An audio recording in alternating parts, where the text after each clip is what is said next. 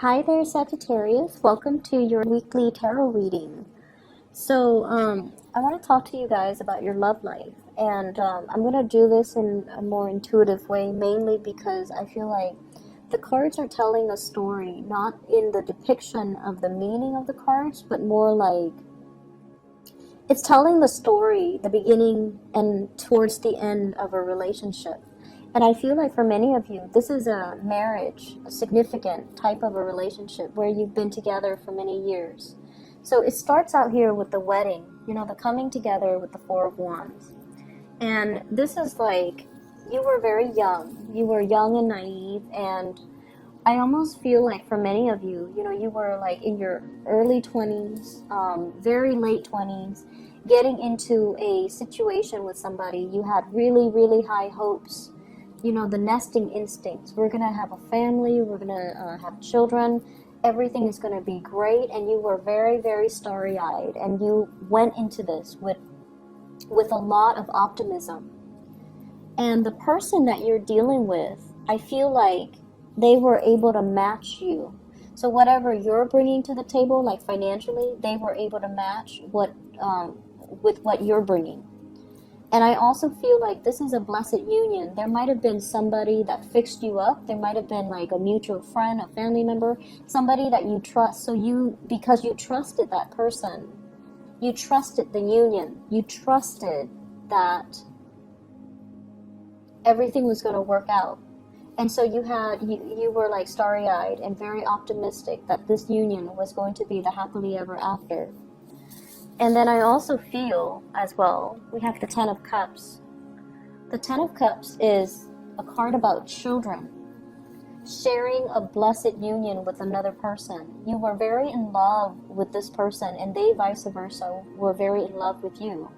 And I feel like, the more we begin to move away from the first two cards, the more the differences become a lot more glaring.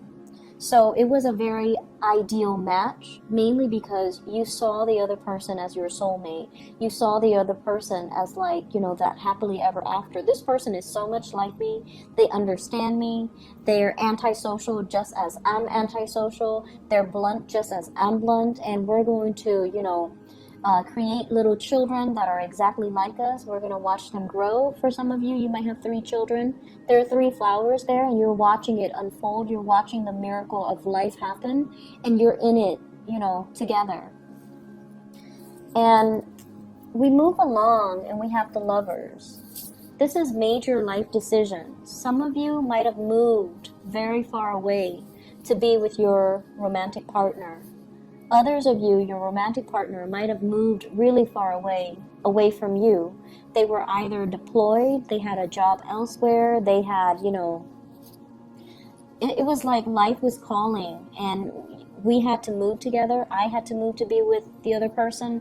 They have to move to be with me, or they had to move for a job. And so I feel like there was stability, but there was also turbulence. And I also feel like there was a third party as well interfering in the relationship that also led to a situation where it was very, very difficult for you to recover from it.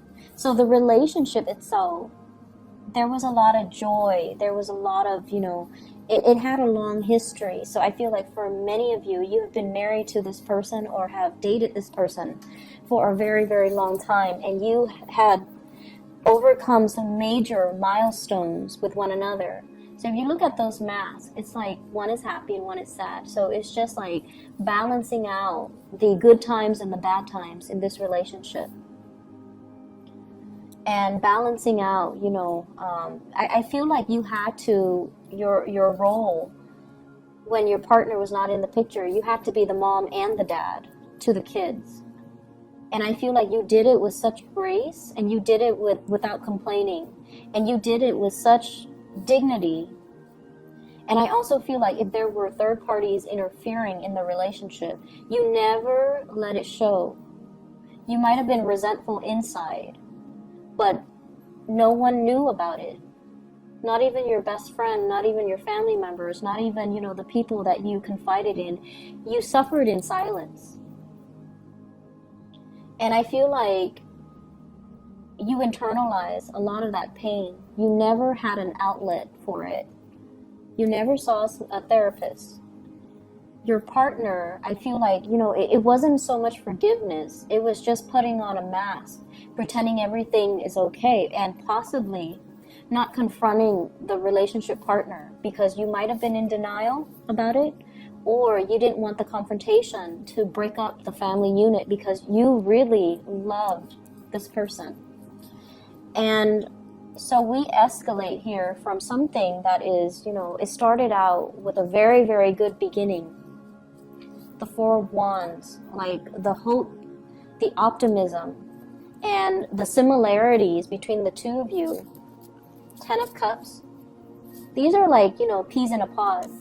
And then it becomes like this, the Five of Wands, where there's a lot of resentment. There's a lot of like interrogation. Where did you go? Who were you with? How late did you stay out? And things like that. And so the differences are glaring, right? It's like a person arguing with a tree. They are different species. Whereas in your starry-eyed and optimistic stage, you thought the other person was exactly like you. And I feel like a lot of the times, you know, we get so wrapped up and we get so angry over failed relationships, was that if it's a significant relationship, it could be good or bad, but if it's significant, it taught us a lot about ourselves. And I feel like it taught you that,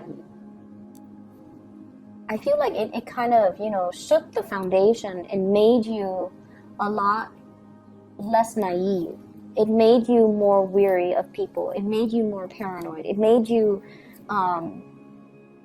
distrustful of other people. And you guys are very, very sincere and very trusting of other people.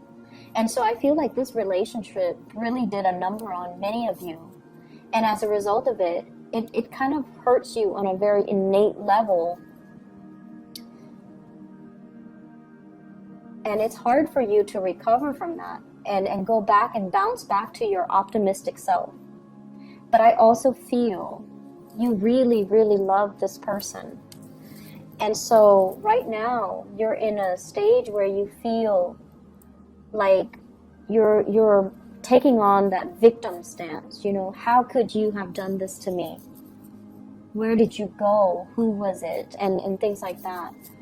And what I feel is happening here, if this is not you, if you're the one that is stepping outside of the relationship, because that could very well be the case, the other person is doing this to you. It's the blame game, pointing fingers. And the truth is, and honesty is the best policy, because you have somebody here that really loves you, and you have somebody that you really love. And over time, I feel like, you know, through the course of the relationship, people drift apart. It's natural. We are constantly evolving. We are constantly growing. I don't see the love diminishing, but I feel like somebody is playing the role of the mom and the dad in the relationship, playing the parent in the relationship, and the other person has really let themselves go. The other person has accumulated, look at that tree, has accumulated so much baggage from life that they're not even a semblance of a human being anymore. And I feel like for some of you, you're beating a dead horse. You're asking somebody questions that they're not going to give you answers to. And so if this conflict escalates, and if this is an ongoing conflict, you have to cut your losses. You need to get yourself out of this state, because it's turning your world upside down, and it's got you very emotionally topsy-turvy.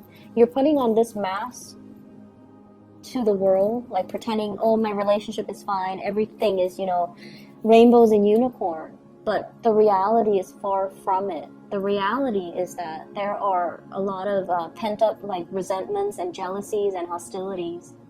And I feel like somebody is, I'm looking at the roots, and you know, roots usually means you're dealing with someone who's very, very, very, very slow to act. But at this point, they've already like uprooted. They've already uprooted and they're ready to go. And so the animosity might drive them to go. Okay? So I feel like the energy is very heavy. And I feel like if you're in this conflict-laden type of an environment, you have to cut your losses. If you feel like no matter what, I can't forgive this or I can't trust this person again, then you really should not allow yourself to stay in this relationship. The trust is gone. The trust has been breached. It's not going to come back together. On the flip side, for those of you who are single, I feel like you have gotten out of a very significant relationship. You're trying to find your center. You're trying to find your footing. And you are single and you're not planning to date. Dating is so far from your frame, like it's so far from your imagination right now. Like you can't even wrap your head around, I'm not ready to date, okay? And then for others, I feel like you might be interested in somebody who's already in a union.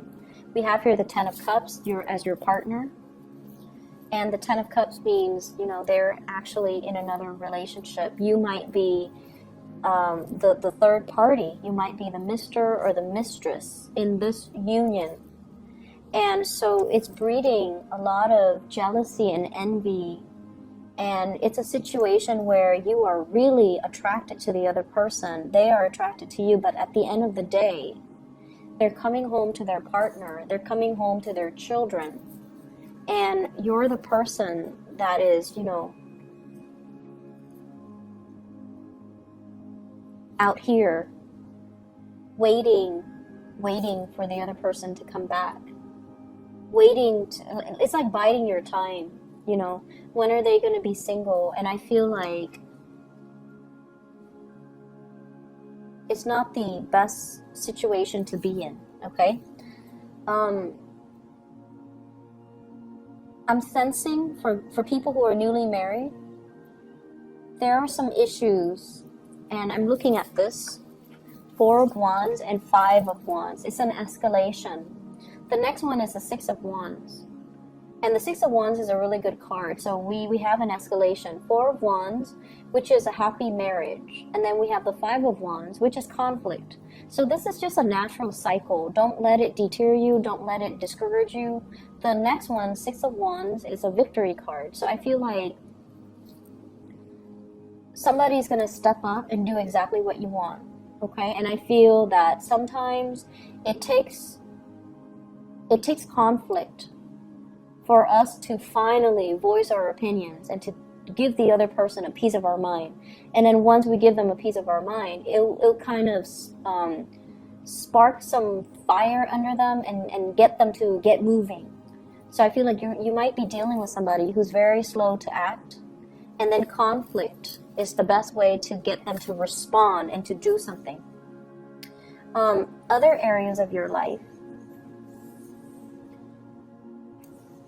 what I'm feeling, first of all, from this spread here is the responsibilities of child rearing. It's overwhelming, okay? Maintaining the household, cooking, taking care of the kids, busing the kids from childcare to soccer practice, to school, to babysitter, to the movies, and then taking the kids and all of their friends, you know, to sleepover, to monitor, to go to school dances, like all the responsibilities of child rearing is becoming a lot more overwhelming. I'm also seeing as well the partner. So, you know, whenever we have kids, and I can't, you know, I've heard it from other people, but I can't really attest to it. I don't have children. But I feel like somebody feels neglected because now all the attention is on the children. So the relationship is between the mom and the child and the dad and the child, rather than between the mom and the dad as a married couple. So I feel like that can also interfere with the relationship here as well. But I feel like a lot of responsibilities, work and home, and trying to balance everything else. And I feel like, you know, you guys have an abundance of energy. You and the Scorpio people, I don't know where you get it from, but you guys have an abundance of energy. You get things done, and you do it with such grace that a lot of the times I feel like you can put up with a lot and not complain, and so can the Scorpios. They put up with a lot and they never ever ever complain. And you do it with such grace that, you know, people don't think, well, they look at you do it and they think it's easy. And so I feel almost like that's where all of your time is being consumed, okay? Taking care of the family, taking care of the family unit, taking care of other people. Some of you might be called upon to take care of a family member, elderly parents, a younger child, taking care of them in a very nurturing way, possibly, you know, doing errands for them, driving the kids to soccer practice, taking care of their emotional health is what I'm seeing. And I feel as if this is a week where you start to feel the weight of all the responsibilities, and you need some time to decompress and relax and to really take care of yourself. So don't neglect self-care in the process of giving so much of yourself away to other people. This is a really beautiful card. It denotes, you know, possibly new children in the picture, nieces, nephews, even your own children. And I also feel like, you know, it takes two to make a baby, right? So both parties need to be on board when it comes to the responsibilities. It's not fair for one person, you in particular, to do it all on your own. So I'm feeling here that, you know, you have some beautiful new starts that are coming into the picture. And I feel like the responsibilities of it is just a little bit overwhelming. You're going to get used to it. You're going to do it with grace, with style. But I feel like right now, you feel like you're living this provisional life. Like, I'm just going to do this for now until it's done. And then that's when I can, you know, live my life. So it seems like this week is very temporary, even in your love sector. It's almost like, okay, I just got out of a relationship. I'm just going to be single for now. When I'm ready, that's when I'll date. So you're prolonging that provisional life. And I hope you're aware of that, so that you can, you know, stop denying yourself of your own time. Me time. I need me time because I've been working so hard. Or, you know, I need to start dating again because my last relationship was years ago, and I used that as an excuse to not get out there. So I feel like you're prolonging something, and you need to put an end to the procrastination, okay? I'm going to leave it at that, Sagittarius. I hope it is helpful for you guys. I wish you all the best, okay? And let me see if there is anything else coming in here. Let me see about your... I actually need to do this because the love situation is a little bit confusing. What is Sagittarius's advice for love for this week?